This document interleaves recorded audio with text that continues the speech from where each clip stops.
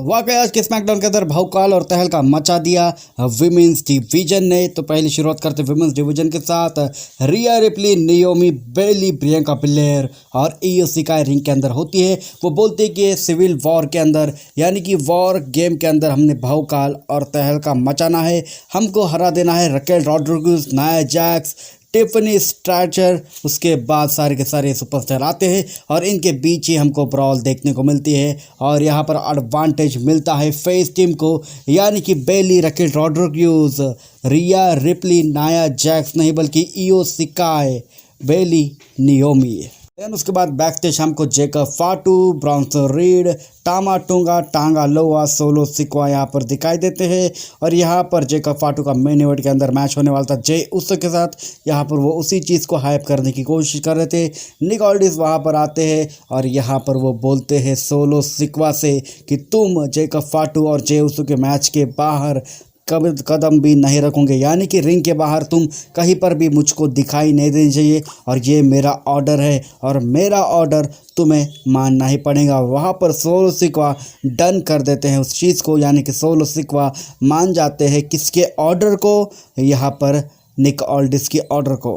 और देन उसके बाद मैच आता है नाकामोरा वर्सेस अंद्राडे के बीच, क्योंकि नाकामोरा का match survivor series war game के अंदर किसके साथ होने वाला है, एलए नाइट के साथ, यूनाइटेड स्टेट चैंपियनशिप के लिए। तो कोई सवाल ही नहीं उठता कि इस मैच के अंदर नाकामोरा हारेंगे। परफेक्ट तरीके से इज्जत के साथ यहाँ पर किक साशा से हरा दिया अंद्राडे को नाकामोरा ने। देन उसके बाद पीछे से अटैक कर देते हैं एलए नाइट नाकामोरा के ऊपर, लेकिन ब्लैक मिस्ट मार दिया उनके चेहरे के ऊपर और आउट ऑफ नोवेयर अपनी किंग साशा भी लगा दी और वहां से वो धमाकेदार तरीके से चले जाते हैं। और इनका मैच हमको देखने को मिलेगा सर्वाइवर सीरीज वॉर गेम के अंदर यूएस चैंपियनशिप के लिए। अब चलते बैक स्टेज, थोड़ा सा सीएम पंक और रोमन रेंस का फेस टू फेस होने वाला था। बीच में थे पॉल हेमन, रोमन रेंस तो वहां पर होते हैं लेकिन सीएम पंक अब तक नहीं आए थे और इस बात से दिक्कत होती है रोमन रेंस को। रोमन रेंस जाने की कोशिश करते तभी सीएम पंक आ जाते हैं और सीएम पंक आते के साथ रोमन रेंस कुर्सी के ऊपर बैठ जाते हैं और ये दोनों खतरनाक खिलाड़ी आमने सामने थे।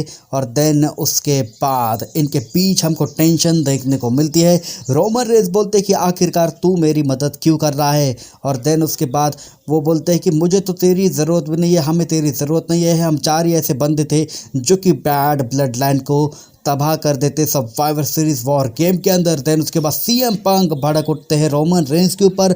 वो बोलते हैं कि मैं तुम्हारे लिए नहीं आया हूँ, ना ही तुम्हारी ब्लड लाइन के लिए आया हूँ, मैं यहाँ पर आया हूँ पॉल हेमन के लिए है। पॉल हेमन ने ही मुझे कन्विंस किया था कि ट्राइबल चीफ रोमन रेंस की मदद करो तुम, क्योंकि मेरे रोमन रेंस के लिए एक बंदा कम पड़ रहा है, इसलिए मैं वापस आ चुका हूँ। ना मैं तुम्हारे लिए आया हूँ ना ही ब्लड लाइन के लिए, मैं आ चुका हूँ मेरे फॉर्मर क्लाइंट यानी कि फॉर्मर एडवोकेट पॉल हेमन के लिए। और यहाँ पर सीएम पंक बोलते हैं कि पॉल हेमन तुम्हारा ही वाइज मैन नहीं है बल्कि हम दोनों का भी वाइज मैन है। और आगे जाके इनके बीच हमको महायुद्ध देखने को मिलेगा जब सर्वाइवर सीरीज वॉर गेम ख़त्म हो जाएगी।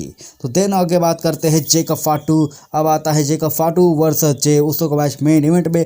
और इस मैच के अंदर जेकब फाटू ने जो अपनी परफॉर्मेंस दिखाई है, और ये पहला मैच था जेकब फाटू का 1-on-1 के तौर पर अपने भाई के ही साथ जे उसो के साथ। इस मैच के अंदर बहुकालिक तरीके से हरा के रख दिया जेकब फाटू ने जे उसो को। और इस मैच के अंदर जे उसो ने भी काफ़ी ज़्यादा कोशिश की जेकब फाटू को हराने की, स्पीयर लगाया, सुपर किक लगाई, फ्लैश लगाया, लेकिन भारी भरकम जेकब फाटू के सामने उन चीज़ों का कुछ भी असर नहीं हुआ। जेकब फाटू ने अपने फिनिशर्स लगाए, उसके बाद पिन किया और इस मैच के अंदर बैड ब्लड लाइन को एडवांटेज मिल चुका है कि उनके 2 मेंबर पहले ही अंदर आ जाएंगे। तो दोस्तों ये वीडियो वही सही तक थी, आज का स्मैकडाउन बस यही तक था। अगर आपको वीडियो पसंद है तो वीडियो को लाइक और चैनल को कर दीजिए सब्सक्राइब।